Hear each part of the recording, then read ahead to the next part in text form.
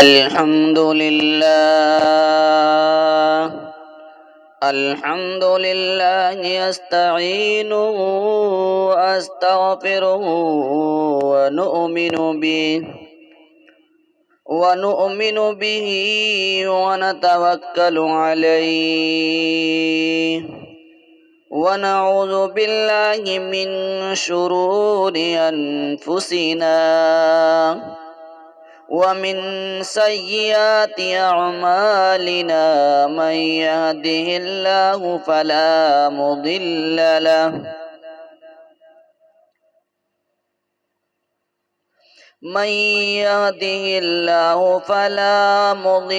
له ومن يضلله فلا هادي له وأشهد أن لا إله إلا الله وحده لا شريك له ولا مثال له ولا مثل له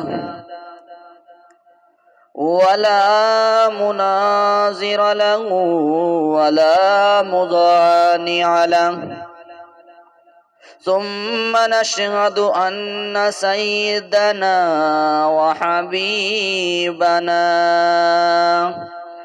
وسندنا ونبينا ومولانا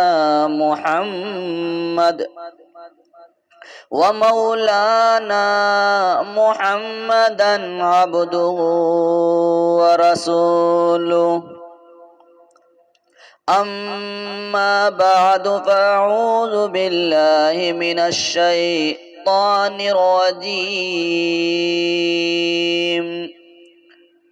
بسم الله الرحمن الرحيم يا أيها الذين آمنوا إذا قمتم إلى الصلاة فاغسلوا وجوهكم وأيديكم إلى المرافق وامسحوا برؤوسكم وأرجلكم إلى الكعبين.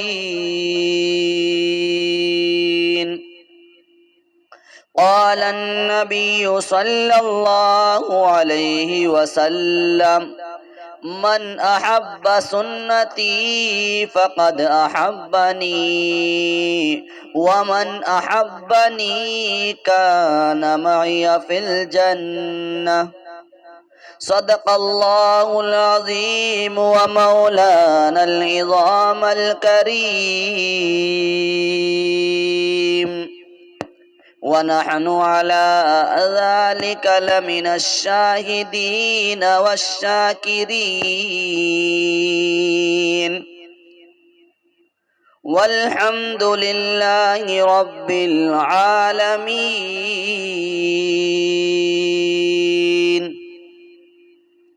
تمام بھائی، تمام حضرات نماز والا درود شریف اخلاص کے ساتھ میں پڑھ لیں۔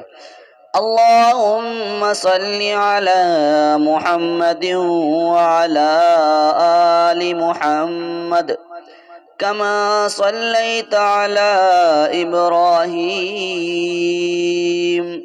وعلى آل إبراهيم إنك حميد مجيد۔ اللهم بارك على محمد وعلى آل محمد كما باركت على إبراهيم وعلى آل إبراهيم إنك حميد مجيد۔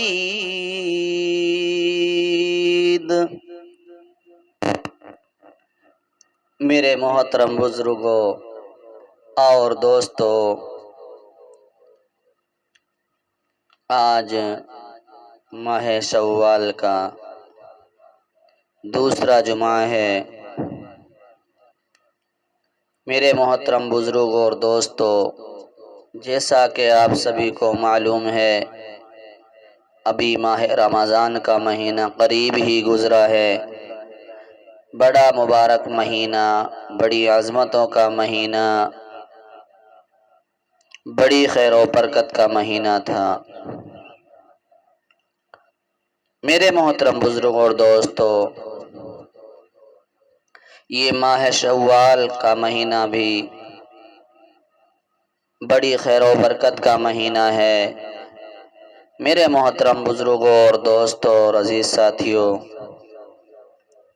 دعا کریں اللہ پاک ہمیں اپنی زندگی کے ایک ایک سانس کو بڑا قیمتی بنانے کے لیے اور اپنی زندگی کو محبوب کریم صلی اللہ علیہ وسلم کی سیرت کے مطابق گزارنے کے لیے قبول فرمائے۔ میرے محترم بزرگ اور دوستو، جو میں نے آیت کریمہ تلاوت کی، سورہ مائدہ کی آیت کا ٹکڑا ہے، اس میں اللہ تعالی ایمان والوں کو مخاطب کرتے ہوئے ارشاد فرماتا ہے، وضو کی طرف اشارہ کرتا ہے، حکم کرتا ہے، اور اسی طرح میں نے حدیث مبارک کا ایک ٹکڑا تلاوت کیا جس میں محبوب کریم صلی اللہ علیہ وسلم کا فرمان ہے کہ جس نے میری سنت کو زندہ کیا اس نے مجھ سے محبت کی، اور جس نے مجھ سے محبت کی وہ میرے ساتھ جنت میں ہوگا۔ میرے محترم بزرگ اور دوستو، آپ صلی اللہ علیہ وسلم کی ایک ایک سنت کا زندہ کرنا بڑا نفع کا باعث ہے۔ دوستو، آج کی سائنس اس بات کو مان چکی ہے، اور آج کی سائنس نے دیکھا کہ اصل پاکی اور اصل حکمت اگر کہیں ملتی ہے تو مسلمانوں کے دین اسلام کے اندر ملتی ہے۔ سائنس نے اپنی نظر دوڑائی، سائنس نے غور و فکر کیا تو ہمارے دین اسلام کے اندر وہ چیزیں پائی کہ جو اصل آدمی کی زندگی کا خیال رکھتی ہیں۔ تو دوست اور بزرگوں، کسی عارف کا عارفانہ کلام ہے کہ حضرت عبداللہ ابن عباس نے اعضائے وضو کے بارے میں ایک بڑی عارفانہ اور حکیمانہ بات ارشاد فرمائی۔ وہ فرماتے ہیں کہ وضو کرتے ہوئے سب سے پہلے ہاتھ دھونے میں اس طرف اشارہ ہے کہ وضو کرنے والا شخص جنت کے دسترخوان سے ضرور بضرور لذت یاب ہوگا، لذت حاصل کرے گا۔ پھر دوسرے نمبر پر کلی کرنا، یہ اس بات کی علامت ہے کہ یہ شخص اپنے پروردگار سے ہم کلامی کا شرف حاصل کرے گا۔ اسی طرح تیسرے نمبر پر ناک میں پانی ڈالنا جنت کی روح پرور خوشبوئیں سونگھنے کے لیے ہے، اور چوتھے نمبر پر چہرہ دھونا اس بات کی طرف اشارہ ہے کہ کل قیامت میں انشاءاللہ باری تعالیٰ کا دیدار نصیب ہوگا، روح جلال و جبروت کا منظر ظاہر ہوگا۔ پانچویں نمبر پر دونوں ہاتھوں کو کونیوں سمیت دھونا، یہ کنگن پہننے کی طرف اشارہ ہے۔ اسی طرح چھٹے نمبر پر سر کا مسح کرنا سونے کا تاج پہننے کے لیے ہے، یعنی وہ لوگ جو نماز پڑھنے کے لیے وضو کرتے ہیں اور سر کا مسح کرتے ہیں، کل ان کے سر پر سونے کا تاج رکھا جائے گا۔ اسی طرح ساتویں نمبر پر کانوں کا مسح مقدس کلام الہی کو سننے کی طرف اشارہ ہے، یہاں بھی سنے گا وہاں بھی سننے کی توفیق ہوگی۔ آٹھویں پاؤں کا دھونا جنت میں داخل ہونے اور فرش مخمل پر چلنے کی طرف اشارہ ہے۔ انشاءاللہ ثم انشاءاللہ جو لوگ صحیح معنی میں وضو کرتے ہیں وہ اللہ سے ہم کلام بھی ہوں گے، جنت کی خوشبو میں رچیں گے اور بسے بھی ہوں گے، اور سر پر سونے کا تاج، ہاتھوں میں سونے کے کنگن، پاؤں مخملی فرش پر ان کے ہوں گے۔ اللہ تعالی ہم سب کو کامل وضو کرنے کے لیے قبول فرمائے۔ آج کی سائنس علوم کی طرف بہت دوڑ دھوپ کرتی رہی ہے، اسی میں اپنی کامیابی کو سمجھ رہی ہے، اور سائنسی علوم پر ہی ہمارے دانشوروں کا یقین ہوتا جا رہا ہے۔ سائنس جو کہتی ہیں وہ صحیح ہے، چنانچہ جرمن، جاپان اور امریکہ کے ڈاکٹر MBBS MD وغیرہ ہمارے جسم کی ساخت اور ہماری مضبوطی اور ہمارے مضبوط اور مستحکم بنانے کے لیے آج متفقہ طور پر یوں کہتے ہیں کہ ایک جسم کھلے اعضاء، ہاتھ، پاؤں، چہرہ، منہ، ناک، کان، سر، گردن وغیرہ کو مٹی سے، دھول سے، ریت سے، دھواں وغیرہ سے محفوظ رکھنا چاہیے۔ بار بار کھلے ہوئے اعضاء کو دھوتے رہنا چاہیے، اس سے بہت سی بیماریاں دور ہو جائیں گی۔ تو دوستو، سائنس کی روشنی میں اگر ہم اپنے محبوب کی سنتوں کا جائزہ لیں تو چمکتے ہوئے ستاروں اور نگینوں کی طرح نظر آئے گی۔ سائنسدان جس بات کو آج کہہ رہے ہیں، ہمارے نبی نے 1450 سال پہلے اس بات کو بتلا دیا تھا۔ چنانچہ اہل سائنس کہتے ہیں اپنے ہاتھوں کو پونچھوں تک دھو، ہاتھوں کے جراثیم ختم ہو جائیں گے، کلی کرو، برش کرو، منہ صاف کرو، منہ صاف اور شفاف ہو جائے گا، منہ کی بدبو، دانتوں کا میل کچیل ختم ہو جائے گا، دانت مضبوط رہیں گے، ناک صاف رکھو، کیونکہ ناک کے ذریعہ سے بہت سی گندگی اور گندی چیزیں، جراثیم اندر چلے جاتے ہیں۔ سائنسداں یوں کہتے ہیں کہ ناک کے اندر اللہ نے بال رکھے ہیں، وہ فلٹر کا کام کرتے ہیں۔ جس طرح ہم اپنے کاروں کے فلٹر کو تبدیل کراتے رہتے ہیں اور صاف کراتے رہتے ہیں، اسی طرح ناک کے بالوں کا صاف کرنا بھی ضروری ہے۔ ان بالوں کو پانی کے ذریعہ صاف کرتے رہو تاکہ اچھی ہوا اندر جائے، گندی اور خراب ہوا باہر آ جائے۔ اس کے بعد چہرہ دھوتے ہیں، چہرہ کے ساتھ ساتھ آنکھیں بھی دھل جاتی ہیں۔ ڈاکٹر اور اطباء کہتے ہیں آنکھوں کو تازہ پانی سے دھونا چاہیے، کیونکہ یہ انسان کو بہت سی بیماریوں سے بچا دیتا ہے، یہاں تک کہ سفید اور کالا موتیا سے حفاظت ہو جاتی ہے۔ تو میرے محترم بزرگ اور دوستو، ہمارے آقا و مولا جناب محمد رسول اللہ صلی اللہ علیہ وسلم نے یہ ساری کی ساری باتیں آج سے 1450 برس پہلے بتلا دی تھی۔ آپ نے بتایا تھا، آپ نے فرمایا تھا ہاتھوں کو 3 مرتبہ دھو، کلی 3 مرتبہ کرو، 3 مرتبہ ناک میں پانی ڈالو، مسواک کرو، ناک صاف کرو، چہرہ اور اپنی آنکھوں کو 3 مرتبہ دھو۔ جیسا کہ ارشاد مبارکہ ہے، ارشاد فرمایا محبوب کریم صلی اللہ علیہ وسلم نے، ارشاد فرمایا،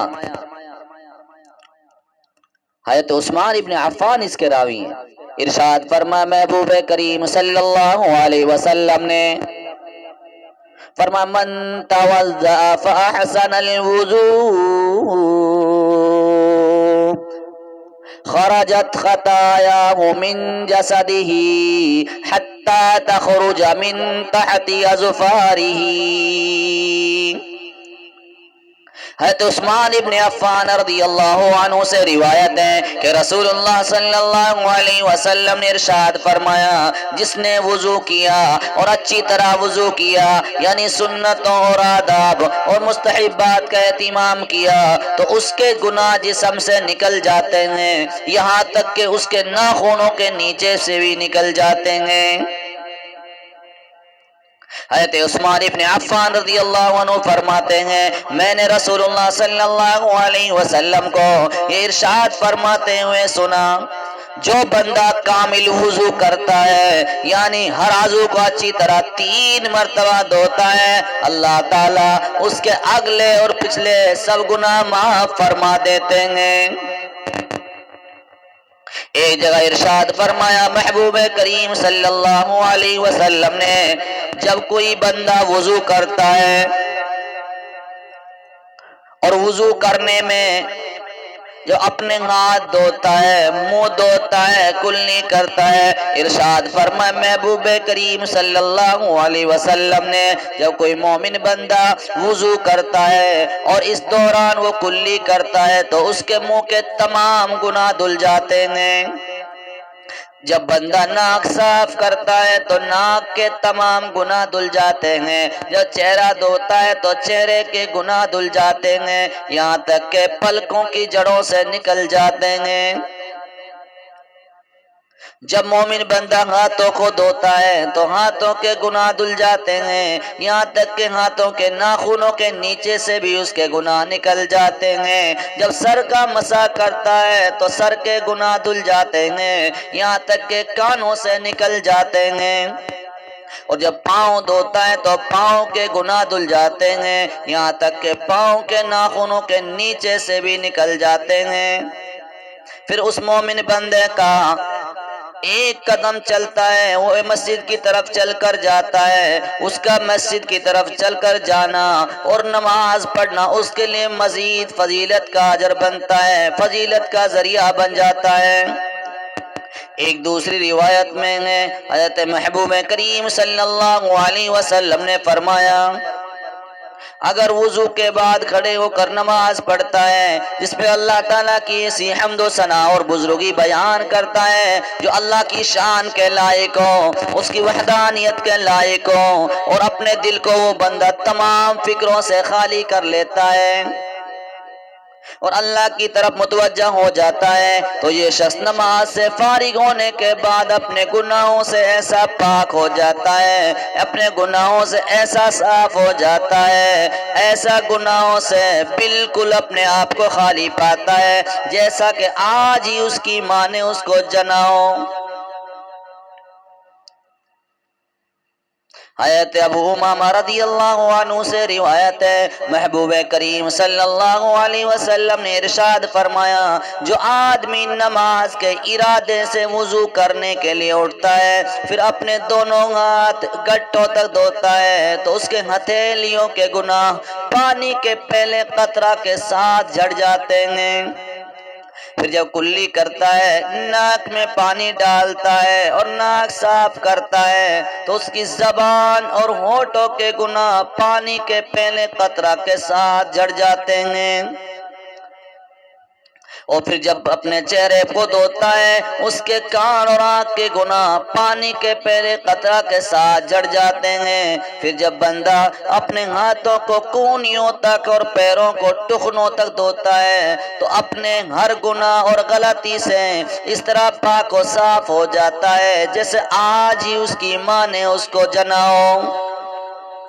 پھر جب نماز کے لیے کھڑا ہوتا ہے تو اللہ تعالیٰ اس کی نماز کی وجہ سے درجے بلند کر دیتے ہیں، اور اگر بیٹھا رہتا ہے نماز میں مشغول نہیں ہوتا تو بھی گناہوں سے پاک و صاف ہو کر بیٹھا رہتا ہے۔ تو میرے محترم دوست اور بزرگوں، آج ہم غور کریں، آج کے سائنسدانی زمانے میں دور میں ماہر ڈاکٹر یہ بات کہتے ہیں کہ رات کو سوتے وقت برش ضرور کرنا چاہیے، اس لیے کہ رات میں جراثیم کو پھیلنے پھولنے کا موقع زیادہ ملتا ہے، کیونکہ منہ بند رہتا ہے، دن میں منہ چلتا رہتا ہے، اس لیے دن میں جراثیم کو پھیلنے کا پھولنے کا بڑھنے کا موقع نہیں ملتا۔ تو میرے بزرگ اور دوستو، دنیا کے سائنسدانوں نے آج یہ کہنا شروع کیا ہے، میرے محبوب، میرے حبیب و محبوب کالی کملی والے حضرت محمد رسول اللہ صلی اللہ علیہ وسلم نے 1450 برس پہلے فرمایا تھا کہ باوضو ہو کر سویا کرو۔ آپ باوضو سوتے تھے، پنجگانہ وضو میں دانت صاف کیا کرتے تھے۔ محبوب کریم صلی اللہ علیہ وسلم کا یہ خود پسندیدہ عمل تھا، آپ صلی اللہ علیہ وسلم مسواک کو بہت پسند کرتے تھے۔ حضرت ابو ہریرہ رضی اللہ عنہ سے روایت ہے کہ محبوب کریم صلی اللہ علیہ وسلم نے ارشاد فرمایا، اگر مجھے خیال نہ ہوتا میری امت مشقت میں پڑ جائے گی، پریشانی میں پڑ جائے گی، تو میں ان کو ہر وقت نماز کے وقت میں ہر نماز کے ٹائم مسواک کرنے کا حکم دیتا۔ ایک جگہ محبوب کریم صلی اللہ علیہ وسلم نے ارشاد فرمایا، 4 چیزیں پیغمبروں کی سنتوں میں سے ہیں، حیا کا ہونا، خوشبو لگانا، مسواک کرنا اور نکاح کرنا۔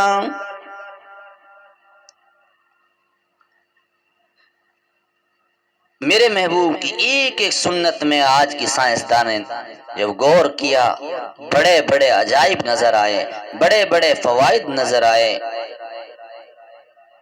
مگر ہم نے غور نہیں کیا، ہم ہی کہ اپنے محبوب کی سنتوں کو ترک کر دیا۔ کاش کہ ہمیں معلوم ہو جاتا۔ محبوب کریم صلی اللہ علیہ وسلم نے ارشاد فرمایا، کل قیامت کا دن ہوگا، میری امت قیامت کے دن اس حال میں بلائی جائے گی کہ ان کے ہاتھ، پاؤں اور چہرے وضو میں دھلنے کی وجہ سے روشن اور چمکدار ہوں گے۔ لہذا جو شخص اپنی روشنی کو بڑھانا چاہے تو اسے چاہیے کہ اسے بڑھا لے۔ ارشاد فرمایا محبوب کریم صلی اللہ علیہ وسلم نے،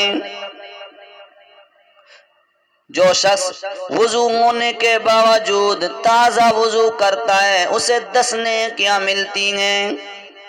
ایک جگہ ارشاد فرمایا محبوب کریم صلی اللہ علیہ وسلم نے منہ کی صفائی کا خیال کرتے ہوئے، منہ کی صفائی کا بارے میں آپ صلی اللہ علیہ وسلم کو اتنا خیال تھا، حضرت عائشہ صدیقہ رضی اللہ عنہا سے روایت ہے کہ مدنی کریم صلی اللہ علیہ وسلم نے ارشاد فرمایا، مسواک منہ کو صاف کرنے والی ہے اور اللہ تعالیٰ کی خوشنودی کا ذریعہ ہے۔ خود آپ صلی اللہ علیہ وسلم مسواک کا بہت اہتمام فرماتے تھے۔ حضرت عائشہ رضی اللہ عنہا سے روایت ہے، ابو داؤد شریف کی حدیث ہے کہ نبی کریم صلی اللہ علیہ وسلم دن یا رات میں جب بھی سو کر اٹھتے ہیں تو وضو کرنے سے پہلے مسواک ضرور فرماتے ہیں۔ محبوب کریم صلی اللہ علیہ وسلم نے ارشاد فرمایا، جو شخص مسواک کر کے 2 رکعتیں پڑھتا ہے، فرمایا مسواک کر کے 2 رکعتیں پڑھتا ہے، اس کے بارے میں فرمایا کہ جو شخص 2 رکعتیں مسواک کر کے پڑھ لے بغیر مسواک کیے ہوئے 70 رکعتیں پڑھنے سے افضل ہے۔ ذرا غور کریں، ذرا ہم غور کریں کہ ہم آپ صلی اللہ علیہ وسلم کی سنتوں پر کتنی جان قربان کر رہے ہیں۔ کاش کہ ہمیں معلوم ہوتا۔ آج کا کہنا آسان ہے، سننا آسان ہے، ذرا ہم غور تو کریں۔ میرے نبی تو فرماتے ہیں کہ جب مومن بندہ وضو کرتا ہے، کلی کرتا ہے، تو اس کے منہ کے گناہ دھل جاتے ہیں، نکل جاتے ہیں۔ ناک صاف کرتا ہے تو اس کے گناہ نکل جاتے ہیں۔ اور افسوس ہے جب ہم وضو ہی نہیں کریں گے تو پھر ہمیں اس چیز کی فضیلت کیسے حاصل ہوگی؟ آپ کو ایک بات بتاتا چلوں، ایک مرتبہ آپ صلی اللہ علیہ وسلم شیطان کا سامنا ہوا تو آپ نے پوچھا شیطان سے، تمہارے دشمن کتنے ہیں؟ کون کون لوگ تمہارے دشمن ہیں؟ شیطان نے کہا بتاؤں؟ آپ صلی اللہ علیہ وسلم کو شیطان نے اشارہ کر کے فرمایا، سب سے پہلے دشمن تو میرے آپ ہی ہوں۔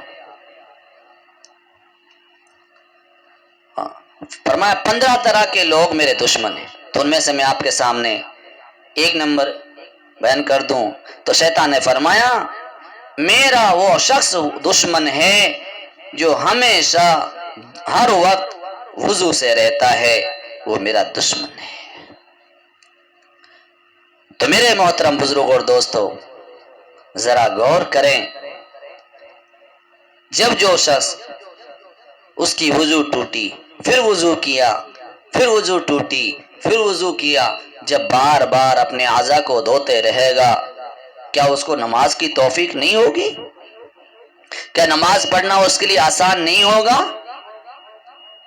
کیا اس کا بدن گناہوں سے ہلکا پھلکا نہیں ہوگا؟ ذرا غور کریں میرے محترم بزرگ اور دوستو۔ حضرت مجاہد رضی اللہ عنہ فرماتے ہیں کہ جو شخص اس بات کی طاقت رکھتا ہے کہ وہ باوضو ذکر اور استغفار کرتے ہوئے رات گزارے تو اسے ایسا کرنا چاہیے، کیونکہ روحیں جس حالت میں قبض کی جاتی ہیں اسی حالت میں اٹھائی جائیں گی۔ اب جو شخص ہر وقت باوضو رہتا ہے، باوضو اس کی موت آئے گی تو قیامت کے دن بھی وہ باوضو ہی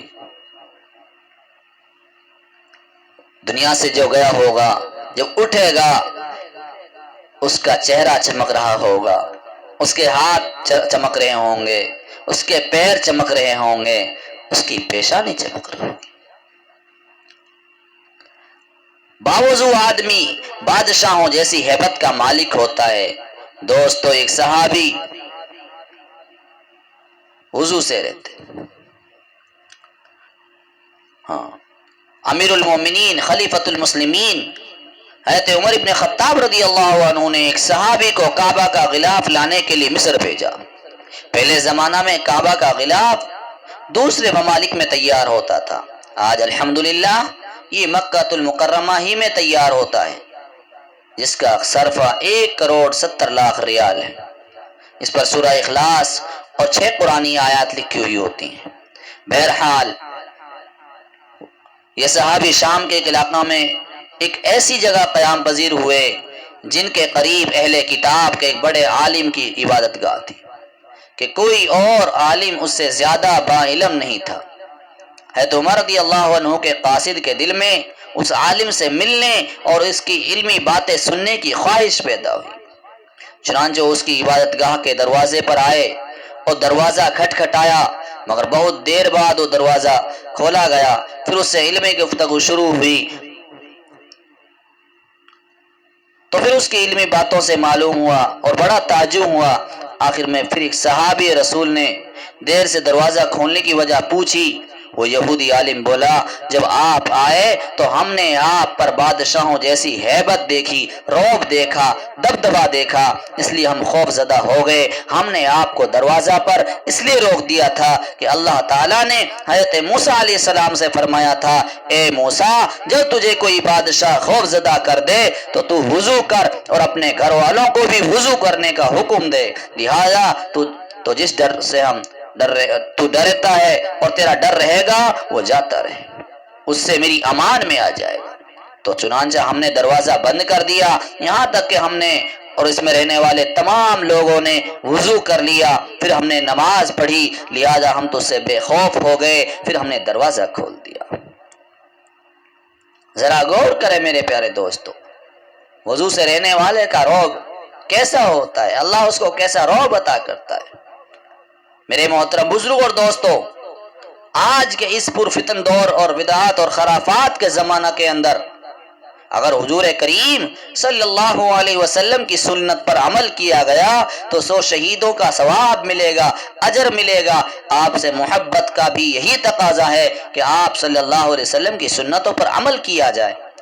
آپ صلی اللہ علیہ وسلم نے صاف صاف واضح ارشاد فرما دیا، فرمایا من احب سنتی فقد احبنی ومن احبنی کان معی فی الجنہ، جس نے میری سنت سے محبت کی اس نے مجھ سے محبت کی، جس نے مجھ سے محبت کی وہ جنت میں میرے ساتھ ہوگا۔ دوستو ہمارے بزرگان دین نے ایک ایک سنت پر عمل کر کے دکھایا۔ حضرت امام شبلی رحمت اللہ علیہ، آپ کا آخری وقت ہے، بے ہوشی کی کیفیت طاری ہے، مگر اس کے باوجود وضو کے لیے اصرار کر رہے ہیں۔ آپ کے متوسلین مریدین کہہ رہے ہیں حضرت اس حالت میں آپ کو وضو سے تکلیف ہوگی، مگر ماننے کے لیے آپ تیار نہیں۔ بہرحال وضو کرا دیا گیا، پھر بھی فرما رہے ہیں وضو کراؤ، کیونکہ وضو میں حضور صلی اللہ علیہ وسلم کی ایک سنت انگلیوں میں خلال کرنا بھی ہے، تم نے مجھے خلال نہیں کرایا۔ کیا میں دنیا سے اس حال میں جاؤں اور قبر میں حضور صلی اللہ علیہ وسلم کا سامنا اس طرح کروں کہ آپ صلی اللہ علیہ وسلم کی ایک سنت کو چھوڑنے کا الزام ہو؟ یہ کبھی نہیں ہو سکتا۔ تو دوستو جب دوبارہ انگلیوں کے خلال کی رعایت کے ساتھ وضو کرا دیا گیا تو وضو کی تکمیل کے ساتھ ہی ان کی روح قفس عنصری سے پرواز کر گئی۔ ذرا غور کریں، حضرت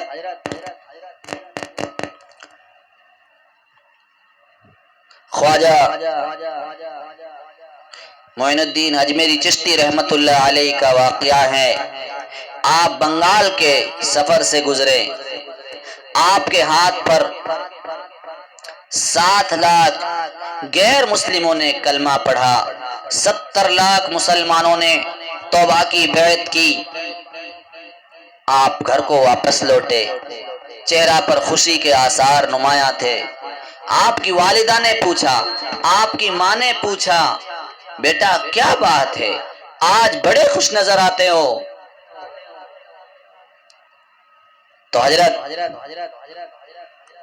خواجہ معین الدین چشتی اجمیری رحمت اللہ علیہ نے فرمایا، والدہ ماں کو جواب دیا، اماں ایسے ایسے حالات ہوئے ہیں، تیرے بیٹے کے ہاتھ پر 7 لاکھ غیروں نے کلمہ پڑھا ہے اور 70 لاکھ مسلمانوں نے توبہ کی ہے، توبہ کی بیعت کی ہے میرے ہاتھ پر۔ ماں نے کہا بیٹا اس میں میرا بھی ہاتھ ہے، بیٹا اس معاملے کے اندر میرا بھی ہاتھ ہے۔ کہا ماں میں سمجھا نہیں، ذرا مجھے سمجھا دیں۔ چانچہ حضرت خواجہ کی والدہ فرمانے لگی، بیٹا جب تو چھوٹا تھا تجھے میں نے دودھ پلانا تھا، میرے بیٹا کبھی بھی میں نے تجھے بغیر وضو کے دودھ نہیں پلایا، جب بھی میں تجھے دودھ پلاتی تو پہلے وضو ضرور کرتی تھی، یہ اس کا اثر ہے۔ تو ذرا ہم غور کریں میرے پیارے دوست اور بزرگوں، ایک مجلس کے اندر ہمارے شیخ و مرشد حضرت اقدس مفتی مظفر حسین صاحب رحمۃ اللہ علیہ نے فرمایا کہ وضو اہتمام سے کرنا چاہیے۔ وضو جتنا اہتمام، خشوع اور خضوع اور استحضار سے ہوگا، نماز میں اسی قدر خشوع اور خضوع اور استحضار حاصل ہوگا، استحضار پیدا ہوگا۔ آج کل ہمارا وضو ہی اہتمام سے نہیں ہوتا، وضو کے آداب اور سنتوں کی رعایت ہم لوگ نہیں کرتے، وضو کرتے ہوئے دنیاوی باتوں میں مشغول ہو جاتے ہیں۔ جب ہمارا وضو ایسا ہے تو نماز میں استحضار کہاں سے آئے گا، نماز میں نورانیت و روشنی کہاں سے پیدا ہوگی؟ اس لیے دوستو وضو کا اہتمام بہت ضروری ہے۔ ایک جگہ ارشاد ہے محبوب کریم صلی اللہ علیہ وسلم کا، الطہارۃ شطر الایمان، کہ پاکی آدھا ایمان۔ ایک حدیث میں ہے اول ما يحاسب العبد طهوره فإذا حسن طهوره فصلاته كنحو طهوره وإن حسنت صلاته فسائر عمله كنحو صلاته۔ کنز الاعمال کے اندر ہے، فرمایا بندہ کا سب سے پہلے پاکی اور طہارت کا حساب لیا جائے گا، تو اگر پاکی اور صحافی اس کی صفائی اچھی ہوگی اور اس کا حساب اچھا ہوگا تو نماز بھی اچھی رہے گی، اور اگر نماز اچھی رہے گی تو دوسرے اعمال بھی نماز کی طرح اچھے رہیں گے۔ آج ہم ان چیزوں سے اپنے آپ کو بہت دور رکھتے ہیں۔ کیا ہم کو دین کی ضرورت نہیں؟ میرے محبوب نے تو فرمایا جب کوئی بندہ وضو کر کر سوتا ہے، با وضو سوتا ہے، تو اس کے ساتھ ایک فرشتہ ہوتا ہے، اس سے چمٹ کر رہتا ہے اور اس کے لیے دعائے خیر کرتا ہے۔ آپ کو ایک بات بتاتا چلوں، ارشاد فرمایا جب کوئی بندہ سوتا ہے تو فرشتہ اس کی حفاظت کرتا ہے، فرشتہ اس کے لیے دعائے خیر کرتا ہے۔ دنیا کا دستور ہے اگر کوئی آدمی اپنے پاس گن مین رکھتا ہے وہ ہمیشہ اس کے ساتھ نہیں رہتا، کبھی تو ایسا ہوتا ہے چوری ہو جاتی ہے، گن مین حاضر نہیں ہوتا یا گن مین سویا ہوتا ہے، یا گن مین خود ہی ہاتھ صاف کر دیتا ہے، یا گن مین کو مار دیا جاتا ہے اور مال صاف ہو جاتا ہے۔ اور بڑی بات تو یہ ہے، چاہے گن مین کتنا ہی عقیدت مند کیوں نہ ہو، ہم خیال کیوں نہ ہو، اس کے باوجود کوئی اپنے بیڈ روم کے اندر اپنے گن مین کو سلانا، اپنے ساتھ میں رکھنا برداشت نہیں کرتا۔ ایک وقت آتا ہے کہ گن مین سے بھی جدائی ہوتی ہے، مگر فرشتہ ہے کہ اللہ نے بھیجا، میرے فلاں بندے نے وضو کیا ہے، باوضو سو رہا ہے، تجھ کو جانا ہے۔ وہ بندہ سو رہا ہے، فرشتہ اس کے لیے دعائیں کر رہا ہے، اے اللہ یہ تو سو گیا ہے، یا اللہ یہ تو سو چکا ہے، یا اللہ تو اس کی پریشانیوں کو دور فرما دے۔ تو میرے پیارے دوست اور بزرگوں، ذرا غور کریں، میرے محبوب صلی اللہ علیہ وسلم کا فرمان ہے کہ جب کوئی بندہ گناہ کرتا ہے تو اس کے گناہ دھل جاتے ہیں۔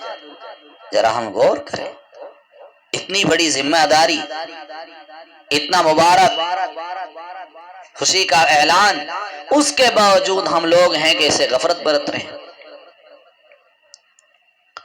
آپ صلی اللہ علیہ وسلم نے فرمایا جن حالتوں میں نفس کو ناگواری ہو اور ایسی حالت میں وضو اچھی طرح کرنے سے گناہ دھل جاتے ہیں۔ ناگواری کبھی سستی سے ہوتی ہے تو کبھی سردی سے ناگواری کی حالت ہوتی ہے، اس سے وضو کر رہا ہے، کبھی چہرے کے گناہ، کبھی ہاتھ کے گناہ اس کے دھل رہے ہیں، اس کے صغیرہ گناہ بہت کثرت سے معاف ہو جاتے ہیں۔ آپ صلی اللہ علیہ وسلم نے ارشاد فرمایا اگر تم طاقت رکھتے ہو ہر وقت وضو سے رہنے کی تو ایسا کرو، ہر وقت وضو سے رہنا مستحب ہے، بس جس کو موت اس حالت میں آئے کہ وہ با وضو ہو تو اسے شہادت کا ثواب مرحمت ہوگا۔ باوضو رہنے سے آدمی شیطان کے شر سے محفوظ رہتا ہے، نماز کی اس کے لیے ہدایت ملتی ہے، احادیث میں ہے ہر وقت باوضو رہنا سوائے مومن کا مل کے اور کسی سے نہیں ہو سکتا۔ سرکار دو عالم صلی اللہ علیہ وسلم نے فرمایا میں اپنی امت کو قیامت کے دن پہچان لوں گا۔ کسی نے معلوم کیا کہ حضرت اتنے کثیر مجمع میں آپ کیسے پہچان لیں گے؟ ارشاد ہوا ایک پہچان ہوگی، وہ یہ ہے کہ وضو کی وجہ سے اس کے منہ اور ہاتھ پیر چمکتے ہوئے ہوں گے۔ تو میرے پیارے دوست اور بزرگوں، اس لیے اہتمام کریں، باوضو رہنے کا ارادہ کریں اور دعا بھی کریں کہ اللہ پاک ہم سب کو باوضو رکھے۔ میں ایک آپ کو واقعہ سناتا چلوں، ہمارے پیر ذوالفقار صاحب فرماتے ہیں کہ میں اپنے کسی دوست کے پاس میں گیا سلسلہ عالیہ سے، وہاں گئے، دعوت دی، شام کا وقت ہوا تو کہا حضرت مسجد تو دور ہے، دعا کریں اللہ پاک سے، اللہ پاک انتظام کرا دے۔ نماز کا وقت ہوا تو کہا قریب ہی چبوترا ہے، ارادہ ہے مسجد بنانے کا، دعا کریں اللہ پاک آسانی فرما دے، مکمل کرا دے۔ اذان دی گئی تو حضرت فرماتے ہیں 10-15 نوجوان بچے کھیل رہے تھے، ادھر اذان ہوئی، نماز کھڑی ہوئی، اوپر بچے آئے اور نماز میں مشغول ہو گئے، شامل ہو گئے۔ اس کے بعد حضرت کہتے ہیں میرے دل میں بات کھٹکتی رہی، یہ نوجوان بچے تھے، انہوں نے وضو کوئی نہیں کیا، کیا وجہ ہے؟ آخر نماز کے بعد تو مجھ سے میرے دوست نے پوچھا حضرت لگتا ہے آپ کے دل میں کوئی بات کھٹک رہی ہے؟ تو حضرت فرماتے ہیں، وہ دوست فرمانے لگا حضرت ہو سکتا ہے بچوں نے وقت سے پہلے وضو کر لیا ہو۔ بات کرتے ہوئے پھر آگے فرمایا کہ حضرت مجدد الفسانی رحمت اللہ علیہ کے دور سے ہمارے یہاں دستور چلتا ہوا آ رہا ہے کہ جب بچہ یا بچی 5 سال کا ہو جاتا ہے تو ہر وقت باوضو رہتا ہے، ہر وقت وضو سے رہتا ہے۔ تو میرے محترم بزرگ اور دوستو، ذرا فکر کریں اور اہتمام کریں باوضو رہنے کا، باوضو رہنے کی عادت بنائیں۔ میرے محترم بزرگ اور دوستو، اپنی عورتوں کو، اپنی مستورات کو بھی بتائیں کہ میرے محبوب صلی اللہ علیہ وسلم نے وضو سے رہنے کا بہت اہتمام فرمایا، اور پاک صاف رہنے پر اللہ کے رسول نے بہت زور دیا۔ یہ ایمان کے حصوں میں سے ایک حصہ ہے۔ میرے محترم بزرگ اور دوستو، میرے محبوب نے جب معراج پر گئے، جنتیوں کو دیکھا، دوزخیوں کو دیکھا، تو دوزخیوں میں ایک قسم کا جو عذاب عورتوں کو ہو رہا تھا، تو ایک عذاب یہ بھی تھا کہ وہ عورتیں پاکی کا خیال نہیں رکھتی۔ عورت کو جب حیض آتا ہے تو اس سے پاک ہونے کے لیے جتنی احتیاط کرنی چاہیے تھی ہرگز نہیں کرتی تھی۔ عام طور پر دیکھا گیا ہے اگر مغرب کے بعد بھی عورتیں حیض سے پاک ہو گئی تو سوچ لیتی ہیں اچھا صبح نہ کر نماز شروع کر دیں گی، عشاء کی نماز چلی گئی، پرواہ نہیں کرتی۔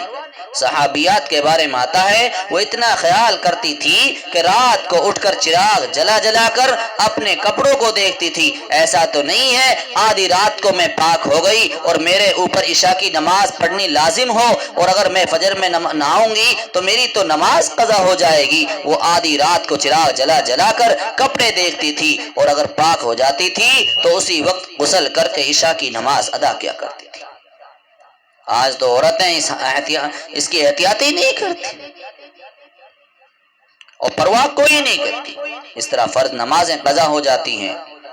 تو اسی طرح شادی شدہ عورتیں غسل جنابت کے کرنے میں دیر کر دیتی ہیں، فجر کی نماز قضا ہو گئی، دوسری نمازیں قضا ہو گئی، یہ جو پاکی ناپاکی کا اتنا خیال نہیں کرتی، غسل جنابت میں دیر کر دیتی ہیں۔ میرے محبوب نے فرمایا اس عورت کو یہ عذاب ہو رہا تھا کہ ایک عورت کو میں نے دیکھا کہ اس کے پاؤں سینے سے بندھے ہوئے ہیں اور اس کے پاؤں ہاتھ بندھے ہوئے، سر سے بندھے ہوئے۔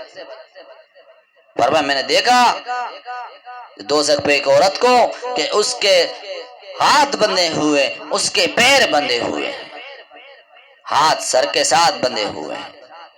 فرمایا یہ عورت ہے جو فرض نمازوں میں تاخیر کر دیتی تھی، اور یہ تو اکثر عورتوں کو دیکھا ادھر اذان سنتی ہیں فوراً نماز پڑھنے کے بجائے سوچتی ہیں یہ کام کر لوں پھر پڑھ لوں گی، یہ کام کرتے کرتے ایسا وقت آ جاتا ہے کبھی تو نماز قضا ہو جاتی ہے، کبھی قضا سے 10-15 منٹ پہلے بھاگ بھاگ کر پڑھتی رہتی ہے۔ میں نے تو نماز پڑھنی تھی، میں نے نماز نہیں پڑھی۔ نماز کو وقت بے وقت پڑھنا اور پاکی ناپاکی کا خیال نہ کرنا، اس کی وجہ سے ایسی عورت کو عذاب ہوگا، اور رات کو دیر سے سونے کی ایسی منحوس عادت پڑتی چلی جا رہی ہے۔ عورت عشاء کی نماز کے بعد دیر تک بچوں کے ساتھ، خاوند کے ساتھ گھر کے کام کاج میں لگی رہتی ہیں۔ رات کو گرمیوں میں دیر سے سونے کی عادت ہے، اس لیے فجر کی نماز میں ان کے لیے اٹھنا مشکل ہوتا ہے، نماز بھی قضا ہو جاتی ہے، پتہ نہیں چلتا، آنکھ کھلتی ہیں صبح سورج نکلا ہوا ہوتا ہے۔ تو جو عورت اپنی نمازوں کا خیال نہیں رکھتی، پاکی ناپاکی کا خیال نہیں رکھتی، تو آپ صلی اللہ علیہ وسلم نے فرمایا اس کو جہنم میں اس طرح عذاب دیا جائے گا کہ اس کے پاؤں سینے پر بندھے ہوئے اور ہاتھ سر سے بندھے ہوئے۔ اس لیے پاک صاف رہنے کی عادت رکھیں، باوضو رہنے کی عادت بنائیں۔ فرمایا کہ ایک صحابی آیا محبوب کریم صلی اللہ علیہ وسلم کی خدمت میں، یا رسول اللہ میرے گھر میں برکت کوئی نہیں ہوتی، رزق کی تنگی ہے۔ آپ صلی اللہ علیہ وسلم نے کوئی بڑا اور کوئی لمبا چوڑا وظیفہ نہیں بتلایا، بلکہ میرے محبوب نے ایک وظیفہ بتلایا، اپنے صحابی سے کہا جاؤ باوضو رہو، تم باوضو رہو گے تمہارے گھر میں خیر ہوگی، تم باوضو رہو گے تمہارے گھر میں رزق کی برکتیں ہوں گی۔ اس لیے باوضو رہنے کی عادتیں بنائیں۔ تو میں اپنی ماں بہنوں سے کہوں گا جو اکثر شکایتیں کرتی رہتی ہیں، خاوند باتیں نہیں مانتا، گھر میں جھگڑے پیدا کرتا رہتا ہے، اس کا دماغ توے کی طرح ابلتا رہتا ہے، تنور کی طرح ابلتا رہتا ہے، جب دیکھو اس کے دماغ کے اندر تیزی ہے، گرمی ہے، بچے بات نہیں مانتے، بچے نافرمان ہو گئے، میں اپنی ماں بہنوں سے کہوں گا کہ ایسی ماں بہنیں گھروں کے اندر باوضو رہنا شروع کر دیں اور وضو سے کھانا بنانا شروع کر دیں، انشاءاللہ چند ہی دنوں میں اس کے اثرات اور اس کے فوائد آپ کے سامنے آئیں گے۔ اللہ پاک مجھے بھی اور آپ تمام حضرات کو عمل کرنے کے لیے قبول فرمائے۔ اللہ پاک سے دعا کریں اللہ پاک ہم سب کو اپنی محبت نصیب فرمائے۔ اب یہ دعا کریں کہ اب یہ کافی نہیں ہوگا کہ سنا اور چھوڑ دیا. اس لیے کافی نہیں ہے بیٹھ کے مدح و ثنا کریں، کافی نہیں ہے کہ بیٹھ کے مدح اور ثنا کریں، اٹھو کہ آج حق کے محبت ادا کریں. اللہ پاک ہم سب کو اپنی محبت نصیب فرمائیں، آپ صلی اللہ علیہ وسلم کی ایک ایک سنت کو زندہ کرنے کے لیے قبول فرمائیں.